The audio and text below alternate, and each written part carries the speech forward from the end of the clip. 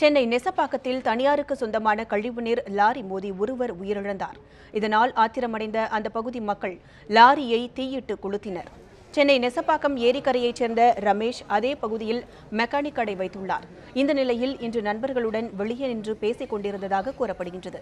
அப்போது ராமபுரத்திலிருந்து வந்த தனியாருக்கு சொந்தமான கழிவுநீர் லாரி கட்டுப்பாட்டை இழந்து ரமேஷ் மீது மோதியுள்ளது. இதில் சம்பவ இடத்திலேயே அவர் உயிரிழந்தார். இதனையடுத்து லாரி ஓட்டுநர் ஹரி பாலகிருஷ்ணனை அந்த பகுதி மக்கள் பிடித்து போலீசாரிடம் ஒப்படைத்தனர்.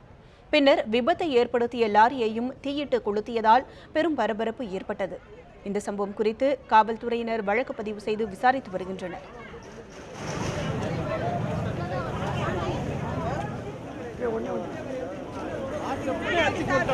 இதேபோல் 8வது முறையாக தொடர்ந்து இந்த பகுதியில் விபத்து ஏற்பட்டுள்ளதால் இதனை தடுக்க நடவடிக்கை எடுக்கும் வரையில் இந்த பகுதியை சாலையை விரிவுபடுத்த வேண்டும் என பொதுமக்கள் வேண்டுகோள் விடுத்துள்ளனர்.